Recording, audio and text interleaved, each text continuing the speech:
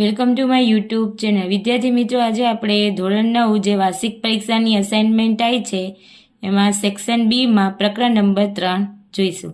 અહીંયા આપેલો છે કાલે જો રીચ છે. એક જંગલ સુરક્ષા અધિકારીએ રીચના વિસ્તારને આલેખમાં રજૂ કરેલ છે. ઉદ્ગમ બિંદુ અધિકારીના કંટ્રોલ રૂમથી સ્થાન દર્શાવે છે.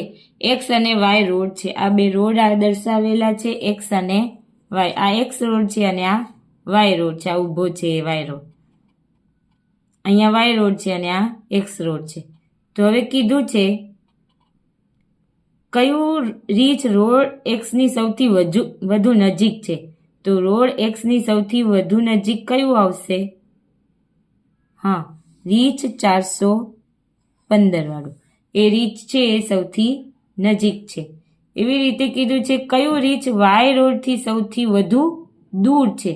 વાય રોડથી આ વાય રોડ અહીંયા છે અને સૌથી વધુ દૂર છે એટલે આ આવશે રીચ નંબર 389. Rich number 389. ચલો હવે જોઈએ દાખલા નંબર 2. શું છે દાખલા નંબર 2 માં? આકૃતિમાં વાય અક્ષને સમાંતર 3 એકમ અંતરે LM રેખા છે. આ L અને M રેખા છે 3 એકમ અંતરે વાય અક્ષને સમાંતર, એટલે x 1, 2 ને 3 અને 4 છે x અક્ષ ઉપર. તો બિંદુ P અને Q ના યામ. તો બિંદુ P ક્યાં છે? અહીંયા છે. ચલો તો P x અક્ષ ઉપર તો કેટલું છે? 3. તો પેલું 3 ને y અક્ષ ઉપર 2. તો 3 અને 2 ના યામ. હવે Q ના યામ તો x અક્ષ, પેલું હંમેશા x અક્ષ લખવાનું 3 અને y નું યામ માઇનસ. એમ તમારે જો L નું કીધું હોય તો 3 અને 4, M નું કીધું હોય તો 3 છે અને y અક્ષ ઉપર -3. ચારેયના યામ આવી ગયા.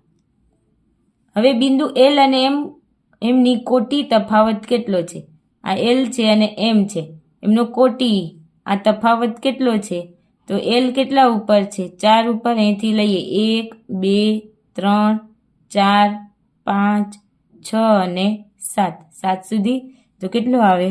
7 તફાવત આવે. અહીંયા P ના યામ આ લખજો અને આ Q ના યામ. ચલો હવે જોઈએ આકૃતિ 3 માં. આ આકૃતિ 3 માં તમારે અહીંયા દર્શાવવાનું છે. પહેલું છે જો અહીંયા D છે, એમાં x અક્ષ ક્યાં છે? કઈ જ નથી એટલે 0 અને y અક્ષ 6 છે. એવી રીતે A છે, એમાં જોવાનું સ્કેલ રાખીને આપણે. એમાં x અક્ષ કેટલું છે? -4.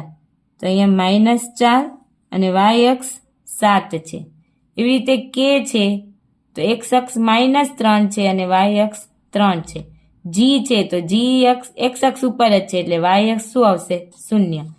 J છે તો J જો x અક્ષ કેટલું છે? 3 અને y અક્ષ 5 છે. C છે તો x અક્ષ 5 છે અને C અહીંયા y અક્ષ 1 છે એટલે 5 અને 1. એ રીતે E છે તો 7 અને 0. તે નીચે બધા લખવાના તમારે. અહીંયા જો B છે તો B પેલું તો જોવાનું y અક્ષ x અક્ષ ઉપર ક્યાં છે? તો -7 અને અહીંયા y અક્ષ ઉપર -4. રીતે I જોવાનું x અક્ષ ઉપર -3 છે, y અક્ષ ઉપર -5. F છે તો x અક્ષ 0 છે, y અક્ષ -4. L છે તો x અક્ષ 2 છે અને y અક્ષ -6 છે. H છે તો x અક્ષ 4 છે અને y અક્ષ -3 છે. હવે એના ઉપરથી આપણે પ્રશ્નના જવાબ આપવાના છે. y અક્ષથી 3 એકમ લંબ અંતરે આવેલા બિંદુઓના યામ. y અક્ષથી 3 અંતર એટલે x અક્ષ જેનામાં 3 આવતું હોય એ એના શું થયા? y અક્ષથી 3 એકમ અંતરે. તો એક તો જો આ જે આવે છે, જે પછી આવશે કે આવે છે ને, તો જોઈએ કે જે પછી કે. હવે x અક્ષ જેમાં 3 આવતું હોય એવું કયું છે? I. જે કે અને આઈ એક્સ અક્ષ જે કે અને આઈ એ ત્રણેયમાં એક્સ અક્ષ કેવું આવે છે 3 એટલે 3 એકમ અંતરે એટલે તમને એમના જે કે આઈ લખી અને એમના યામ લખી દેવાના. હવે એક્સ અક્ષથી 3 એકમ લંબ અંતરે એક્સ અક્ષને લંબ કયું થાય વાય તો જેમાં વાય અક્ષ 3 આવતું તો એક તો કયું છે કે ના યામ લખવાના વાય એક્સ 3 આવતું એવું એચ કે અને એચ. હવે કીધું છે બિંદુ જી અને ઈ વચ્ચેનો અંતર જણાવો.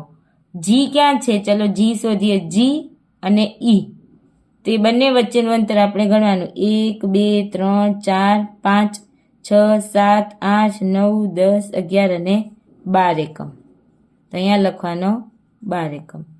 રીતે ડી અને એફ વચ્ચેનું અંતર તો ડી થી એફ વચ્ચેનું અંતર તો 1 2 3 4 5 6 7 8 1 2 3 4 5 6 7 8 9 અને 10 તો 10 એકમ